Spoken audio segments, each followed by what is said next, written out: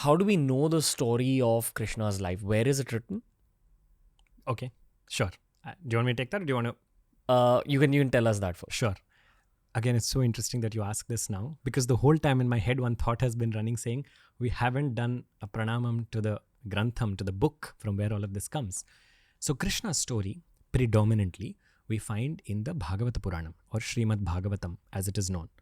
This book itself is extraordinary. It's wrong to call it a book because it is very much the body of Vishnu.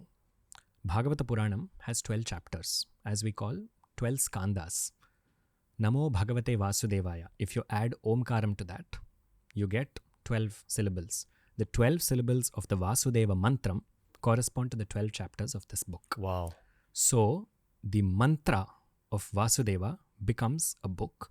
That book takes a human form. Not a human form, it takes a divine form.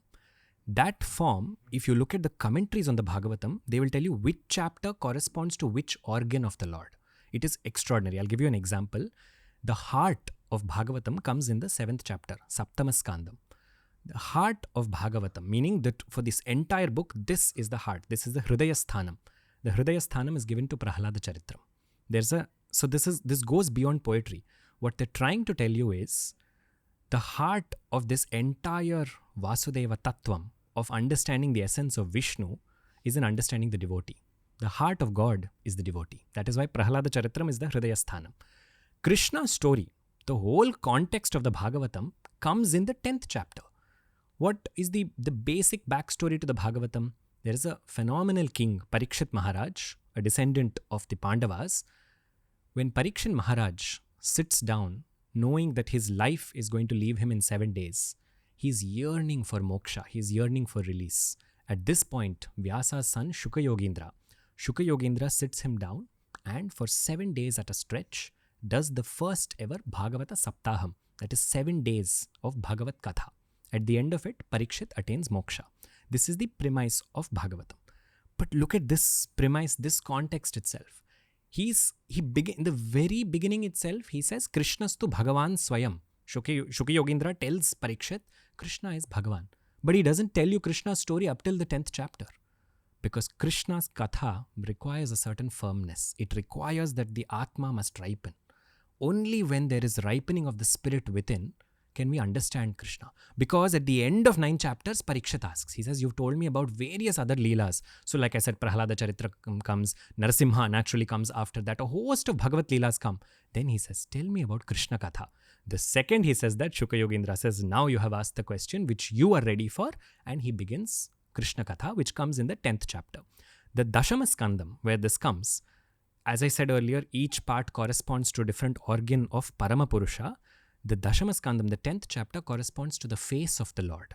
So, if you have to look at any person, essentially we establish connect with them through their face. We may admire every other visible organ that we can see, but we make eye contact with the face. We gaze upon the face even for the Lord to look at that form. So what they mean by saying this is saying that the entire essence of Bhagavatam is in the 10th chapter.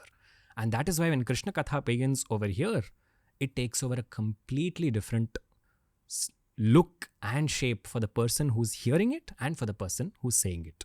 So this is the Bhagavata Puranam where this story that I just told you about Krishna being or taking form and then asking his parents, this happens in Mathura.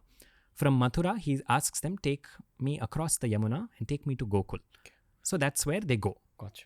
What's in the 11th and 12th chapter? So the Bhagavatam continues at the very end of the Dashama Skandam. So I'll come to the 11th and 12th in just a bit. The whole premise of the Dashama Skandam is, this is the ultimate. Krishna Avataram is the ultimate. From here, whatever is left for Parikshit to internalize. You see chapters talking about the Atma, the nature of the Atma, coming towards the last few chapters, because Krishna's Charitram itself extends across these. Now Krishna Katha is the last portion that takes him ultimately towards his internal journey. Various stories regarding Krishna from his birth.